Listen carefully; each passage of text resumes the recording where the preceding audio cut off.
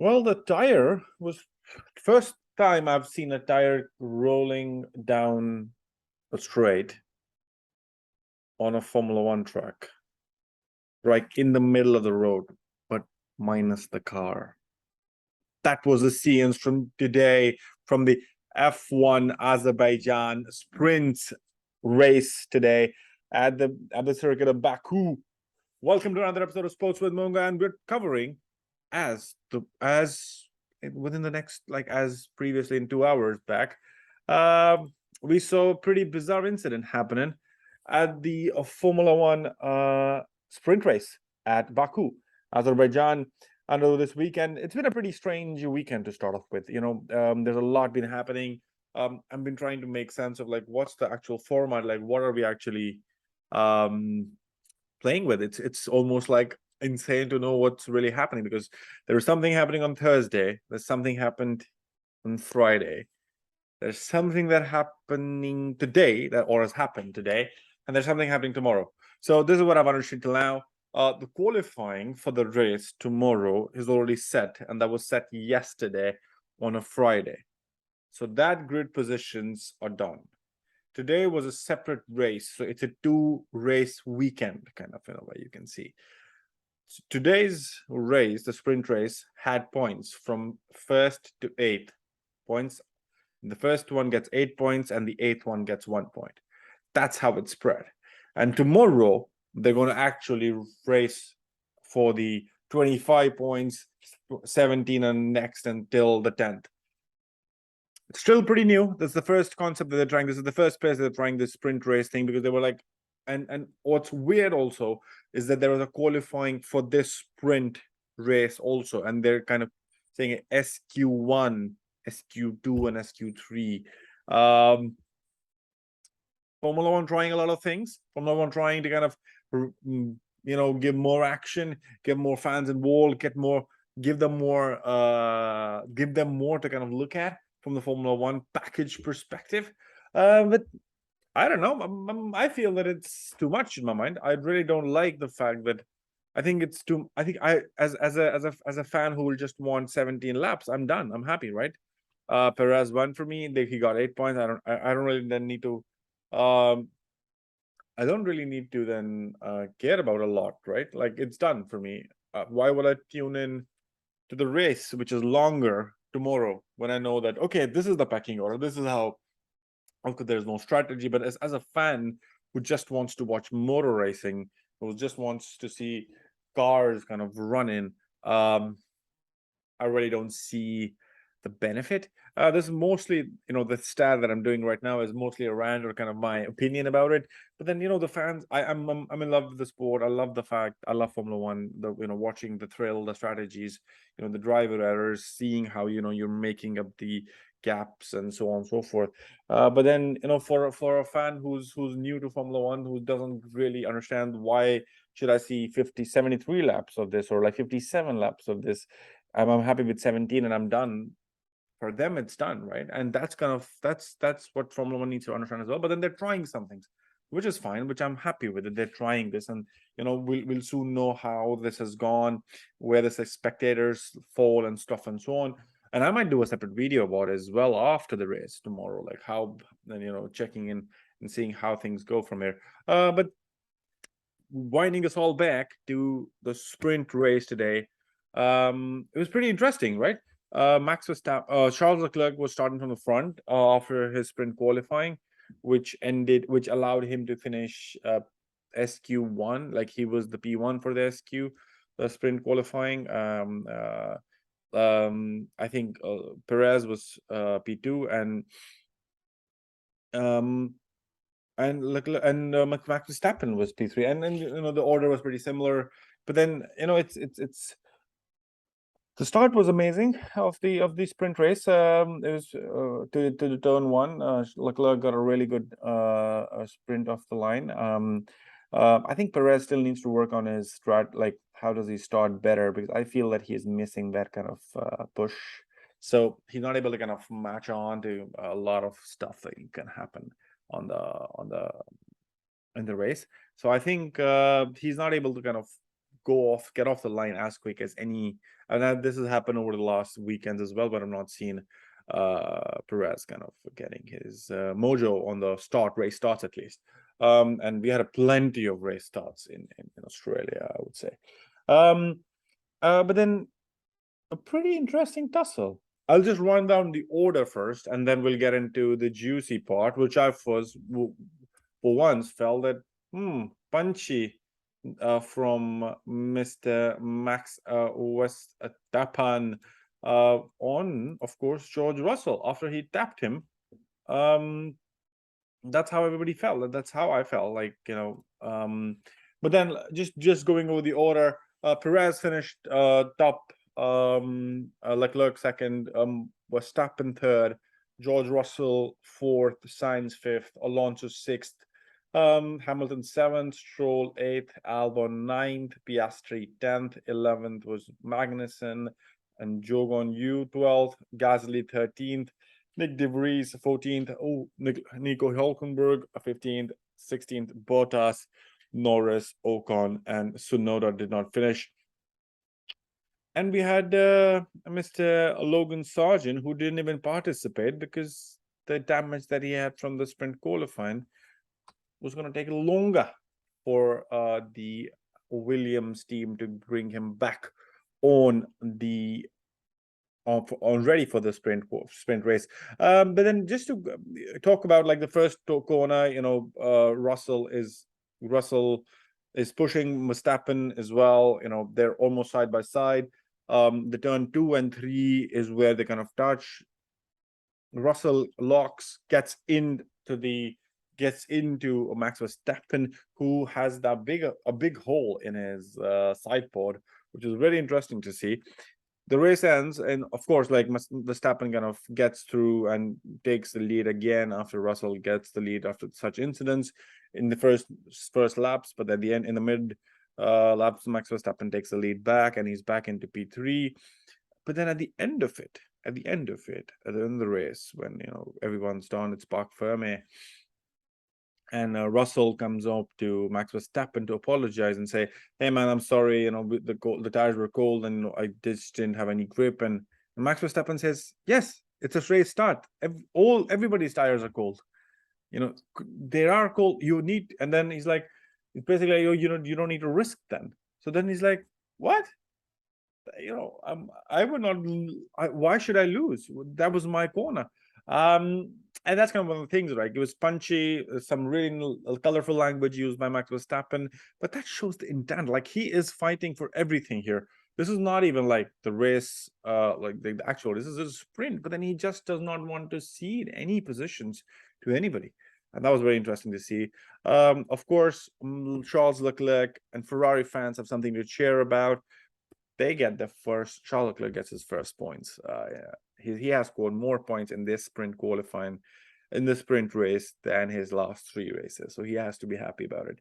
And this is after a new package, a new kind of a new updates, and there's a lot of updates for a lot of teams, because Formula One has not been running for a month.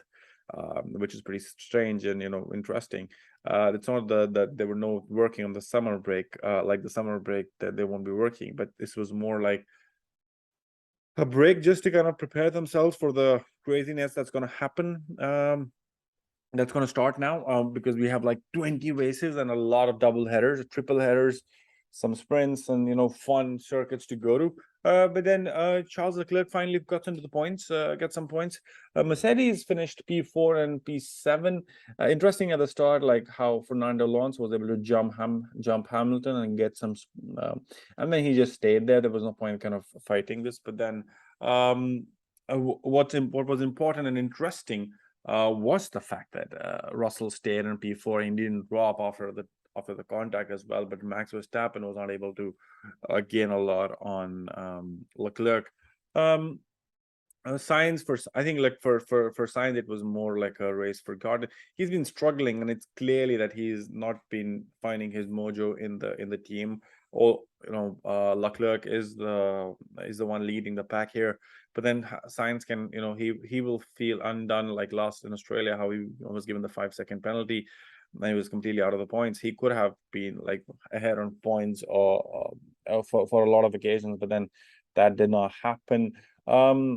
Then we had the Aston Martins of Mr. Fernando Alonso and Lance Stroll, who finished P6 and P8. That's pretty interesting to see because Fernando, we all felt that he's going to finish on the podium, but then sprint is now where their fight is. I think everybody's holding off mileage. Red Bull is so strong that nobody's even close to kind of getting to where they are. But then everybody else, I think, is kind of managing the third and the fourth in the drivers and the second constructors. How does that go? Because I think Ferrari, Aston, and Mercedes are kind of fighting for that.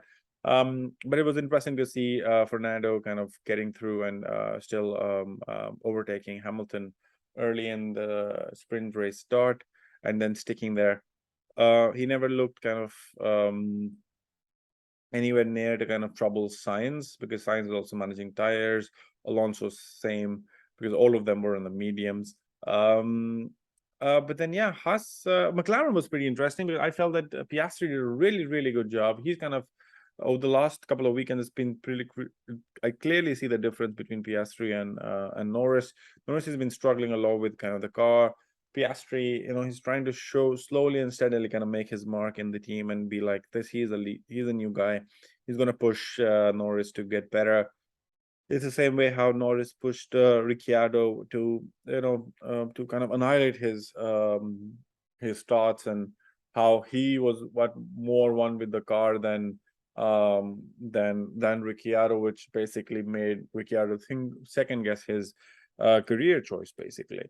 But it led to the fact that Piastri started on the mediums, but then Norris went for a pretty interesting strategy, because he started from the soft, and after the kind of the red the safety car, which we will talk about, he felt that he had lost a lot of position and the tires were kind of dropping off, so he had to pit again for a medium, which meant he was 17th. For Haas, starting Magnussen and Hulkenberg was pretty interesting, because they were at points at one point, like Magnussen and Hulkenberg were pretty close, but I felt that something happened with Hulkenberg's car, that he had to he dropped a lot of he dropped back immediately. I'm hoping that they're not kind of changing any. There are no engine issues, and it's a cleaner race.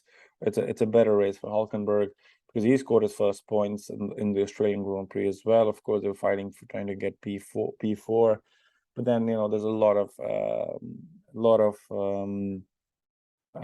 on the bridge right now to kind of move on and then see from there. Zhou Guanyu finished 12th, Gasly 13th. There was a pretty interesting kind of battle at the back of Zhou, Gasly, De Vries, Bottas. But then, I think that it was all neutralized, because everyone was just kind of clinging onto their tires eventually and hoping to kind of get to the end without a major shunt. Let's talk about the safety car incident. Tsunoda loses. It's pretty interesting. He lost the car pretty weirdly. He didn't have anybody around him, but he just lost the car. It just snapped, and he banged into the wall with the rear right tire kind of then coming off at the straight after turn 4 or 3. I don't remember correctly, but then the tire just kind of was like, it was just moving towards the next straight, which will be which would have been the start of the race. So it was, I think, around turn 14 in my mind. But then that's where his tire was left. They had to call the safety car. But then there was interesting was like AlphaTauri decided to Tsunoda limps into the pit box to get a new front wing, the new nose and everything along with the tire. But then immediately as he gets out, he kind of starts. You kind of see the suspension is kind of broken on the rear left, on the rear right, and then the tire position is completely wrong.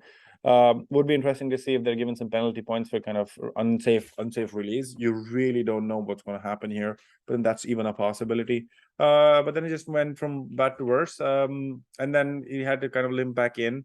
to get the to retire. Logan Sargeant was the other one. He didn't finish. He didn't even start, as I mentioned earlier today, after his crash in the sprint qualifying. And it's exciting. Like it's I feel the fact that it's good. Formula One is trying this sprint kind of idea, but then it's always you feel that is this good enough, or do is this what you want to think about, or like how do you want to maintain, or how do you kind of maintain what's really happening, because if it's a shootout, then it's like a T20 in cricket, or like a short football game, but like a T20 match in cricket, and shorter formats are getting more kind of the lay of the land. Maybe Formula One wants to try that and feel for it. But then just going over the actual starting grid tomorrow's race, Charles Leclerc will start from first. Max Verstappen will be second. Perez is third. Sainz is fourth. Hamilton fifth. That's one of the biggest questions. Like Russell starts 11th. He's not starting P4 tomorrow. He was confused himself when he was at the pen talking to a media and reporters, that he was like, oh, I'm going to be close to Sainz, and then I get and he's like, oh shit, I'm not there. I'm going to be back. He's starting from P11. P5 is Hamilton, Alonso next to him.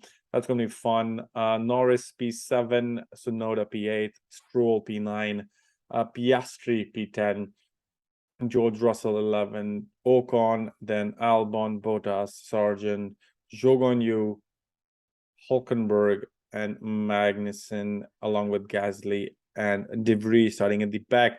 I think Alpine drivers might also want, or Alpine drivers, I feel that Gasly is down and De Vries as well. So yeah, it's going to be interesting to see. Maybe Ocon also takes a parc ferme penalty and goes back to the grid. It'll be interesting to see tomorrow morning how the grid kind of lines up. But yeah, exciting to kind of see another race unravel in my mind, and it's going to be very interesting. It's going to be very interesting way to for Perez to have the momentum and go into the actual race tomorrow. It'll be very interesting. They're fighting in they are both fighting together, and that's the main thing. Like I think Red Bull's main problem is Red Bull, and that is what is going to be interesting to see. Let me know in the comment section below, what do you think? Sergio Perez, the street circuit master, or the tire whisperer as always, but there was a tire floating down the straight somewhere down in the memory lane. This was going to be the biggest meme. I would say, do share that meme. If what memes are coming out, do let me know, and comment below. Do catch us on Instagram as well with Sports with Munga. Do like us there and share this video. I will definitely be watching the race tomorrow, and possibly doing a review as well. Let me know in the comment section below, what would you like me to focus on more, and if there are any particular topics that you would want to touch upon. The Formula One changes that have been happening. I've not touched upon Franz Tost move in, and Fred Vasseur. How does he feel with Lauren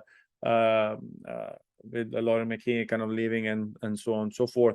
Let me know in the comment section below if you want me to do those videos, and I will do them. Until that time, do like us, do share, and do subscribe, and I catch you in the next one.